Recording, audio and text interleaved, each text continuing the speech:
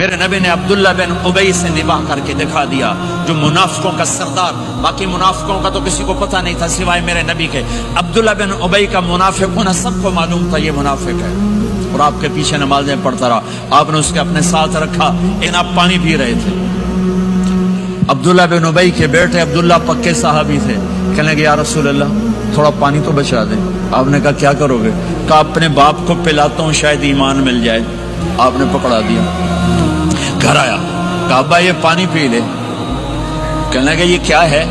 کہا یہ میرے نبی کا بچا ہوا پانی ہے، پی لے شاید تجھے ایمان مل جائے۔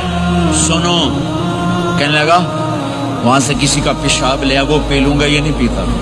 کسی کا پیشاب لیا وہ پی لوں گا، یہ نہیں پیتا۔ وہ واپس جا کر کہنے لگے یا رسول اللہ اجازت ہے میں اس کا سر اڑا دوں؟ آپ نے کہا نہیں، تیرا باپ ہے، یہ کام نہیں کرنا۔ میں نہیں چاہتا کہ لوگ کہیں محمد اپنے ساتھیوں کو قتل کرتا ہے۔ اور جب وہ مرا کم وقت ان کے بیٹے آئے، یا رسول اللہ میرے باپ کو جنازہ پڑھائیں گے؟ آپ نے کہا پڑھاؤں گا۔ کفن دیں گے؟ کہا دوں گا۔ کہ اپنا کرتا دے دے۔ آپ نے کرتا اتار کے دے جا اس کو کفن دے دو کہ شاید کم وقت بخشا جائے۔ اور اب اتنی نفرت ہے کہ ایک دوسرے کا جنازہ بھی نہیں پڑھتے، سلام بھی نہیں کرتے، مسجدوں میں لڑائیاں ہو رہی ہیں۔ آپ نے کرتا دیا، اس کو پہنایا، آپ جنازے کے لیے کھڑے ہوئے، حضرت عمر آگے آ گئے، یا رسول اللہ آپ کو پتہ یہ کون ہے؟ کہ عمر مجھے بتاتے ہو یہ کون ہے؟ مجھے نہیں پتا کون ہے۔ کہ اس کا آپ جنازہ کیوں پڑھ رہے ہیں؟ کہ اللہ نے کہا ہے پڑھ یا نہ پڑھ میں معاف نہیں کروں گا، تو میں پڑھتا ہوں شاید اللہ معاف کر دے۔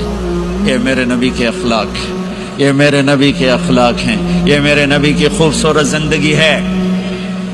آپ نے جنازہ پڑھا دیا، پھر اس کے دفن میں شریک ہوئے۔ آپ پیچھے پہنچے تو وہ قبر میں اتار دیا تھا، کہ باہر نکالو۔ قبر سے باہر نکال کے اپنے لعاب تھوک کو منہ سے نکال کر اس کے منہ میں ڈالا کہ شاید اس کی بخشش ہو جائے۔ اس کو دیکھ کر 100 منافقوں نے کلمہ پڑھا۔ کتنا بڑا خلق صرف نبی کا ہی ہو سکتا ہے۔